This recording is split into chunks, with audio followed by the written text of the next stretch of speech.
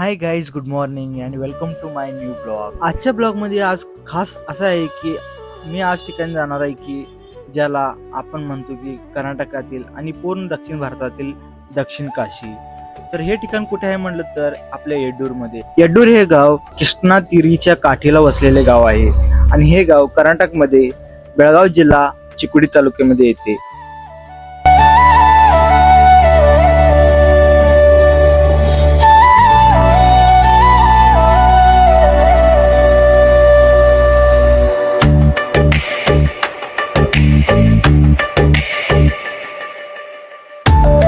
पूर्ण गाव वस्ती आहे आणि या ठिकाणी मस्तपैकी असं हे नैसर्गिक तुम्हाला दिसत आहे.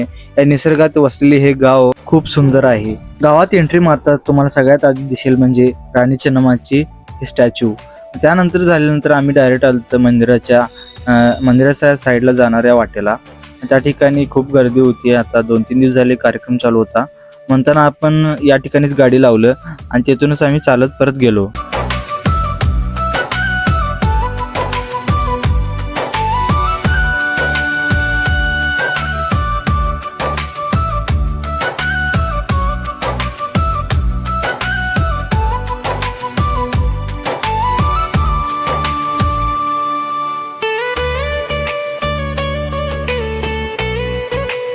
इथे एक सांगायचे म्हणलं तर या वीरभद्राचे वैशिष्ट्य पूर्ण प्राचीन काळापासून सांगत आलेली एक गोष्ट आहे. तर तुम्हाला मी या व्हिडिओमध्ये सांगणार आहे. हा व्हिडिओ शेवटपर्यंत बघायला तुम्ही विसरू नका. आम्ही पोहोचलो आता मंदिराजवळ. या ठिकाणी मंदिराची सुरुवात होते आणि आपण आलतो आता मंदिराच्या उत्तर दरवाजाजवळ. मग इथूनच आम्हाला प्रवेश करायचा होता. हा आहे मंदिराचा उत्तर दरवाजा. या साईडला तुम्ही बघू शकता किती चांगले नक्षीकाम केले आहे बाजूने आणि इथूनच पुढे आम्हाला आता मंदिरामध्ये जायचं आहे. अतिशय सुंदररित्या आणि कर्नाटक शैलीमध्ये या मंदिराचे बांधकाम करण्यात आहे आणि सुरुवातीला आल्यानंतर आम्हाला चला तर मित्रांनो आज जाऊया आणि काय काय आहे ते पाहूया. तर सुरुवातीला आम्ही आत गेल्यानंतर आम्हाला बघायला मिळाले ते या ठिकाणी ज्योतिर्लिंग आणि शिवांची पिंड. मंदिराच्या साईडला असे नक्षीकाम केलेले मी पहिल्यांदाच बघित आहे, कारण एवढे सुंदर आणि सुरेख हे नक्षीकाम करण्यात आले आहे. त्या ठिकाणी कर्नाटक भाषेमध्ये त्यांनी त्यांच्या वैशिष्ट्यांची माहिती लिहिलेली आहे. आणि सुरुवातीला मंदिरामध्ये आम्ही आलो. तुम्हाला हे समोर दिसत आहे हा आहे मंदिराचा दीपस्तंभ. अतिशय सुंदर आणि सुरेख असा आहे बघा.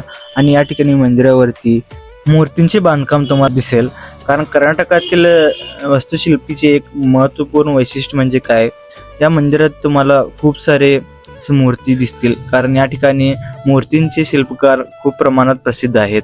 तुम्ही बघू शकता आता मी आलो इथे मंदिराच्या मागच्या साईडला असलेल्या अनेक मंदिरामध्ये आणि तिथून पुढे आम्ही आलतो आता डायरेक्ट काळमा देवीच्या मंदिराकडे.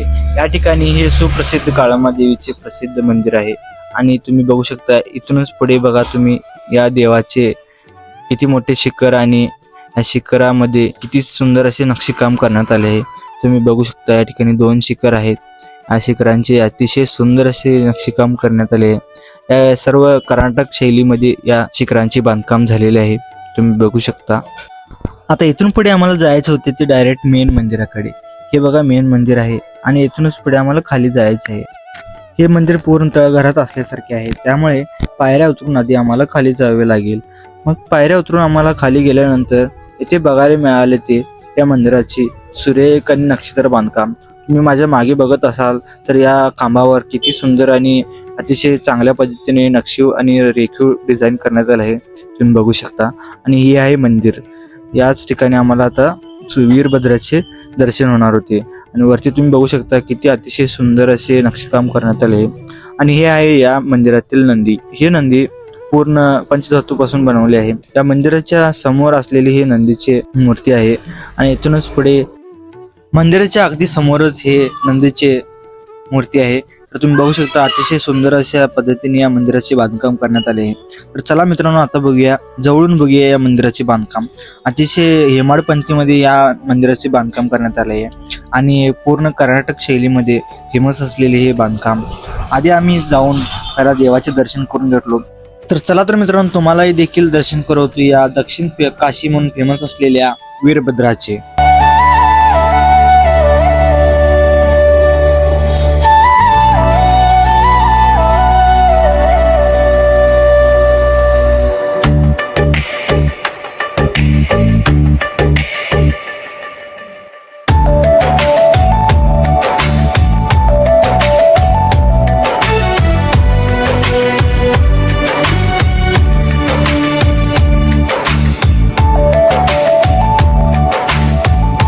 आणि शिल्पकलेचे तुम्हाला उत्तम उदाहरण म्हणून दिसेल. जसे मस्तपैकी या मंदिराचे बांधकाम करण्यात आले त्यावेळीच्या काळात तुम्ही बघू शकता. आणि या मंदिराचे वैशिष्ट्य अनेक सांगायचे म्हटलं तर या मंदिरामध्ये अमावस्या आणि पौर्णिमेला खूप गर्दी होते.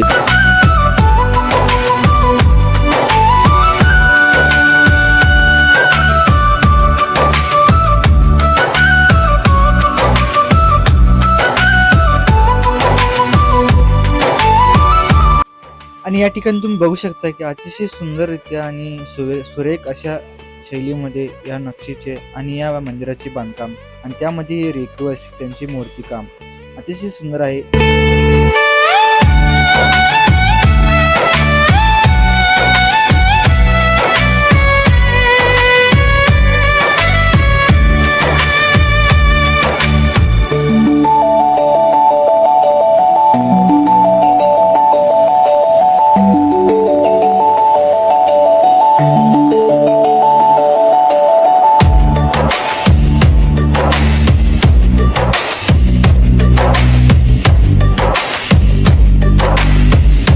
हे मंदिर या ठिकाणी कसे स्थापन झाले याची एक कथा आहे. चला तर तुम्हाला मी सांगतो.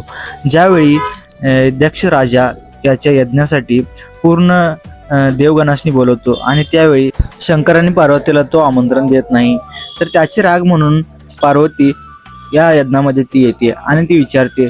त्यावेळी त्याचा पूर्ण तिरस्कार करून अपमान केला जातो आणि त्याचाच राग म्हणून ती स्वतः त्या यज्ञामध्ये स्वतः आहुती देते. मग याचाच राग म्हणून शिवाने जेव्हा रौद्र रूप धारण करतात त्यावेळी त्याचेच रूप हे वीरभद्र रूप म्हणून प्रमाणित आहे. तर याच ठिकाणी त्यामुळेच हे वीरभद्राचे मंदिर स्थापन झालेले आहे. आता इथून पुढे आम्ही जाणार होतो काडसिद्धेश्वर मठाकडे.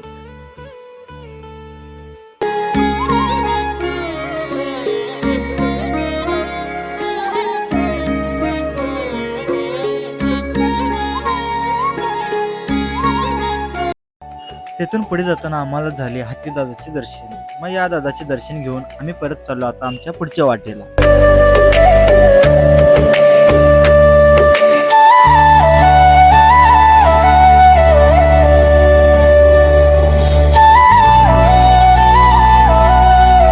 तुम्ही येड्रूरमध्ये आला असशीला आणि मंदिर बघितलं असशीला, पण हे काडसिद्धेश्वर मठाकडे तुम्ही कधी आला नसशीला 100% देऊन सांगतो. कारण हे खूप आतमध्ये आहे आणि या ठिकाणी क्वचितच कोणीतरी येऊन जातं. चला तर तुम्हाला दाखवतो इथं आतमध्ये काय काय आहे ते.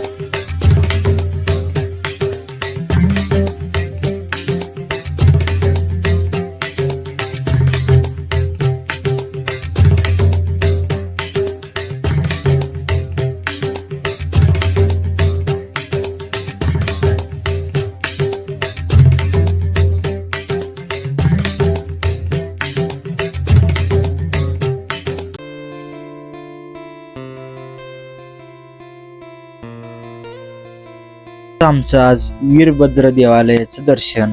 तर येड्रूरमध्ये तुम्ही देखील आलात तर येथील दर्शन घेऊन आणि या काडसिद्धेश्वर मठाला भेट द्यायचं कधी विसरू नका. तर आता जाऊया आणि असंच भेटूया चांगल्या व्हिडिओमध्ये. राधे राधे, बाय.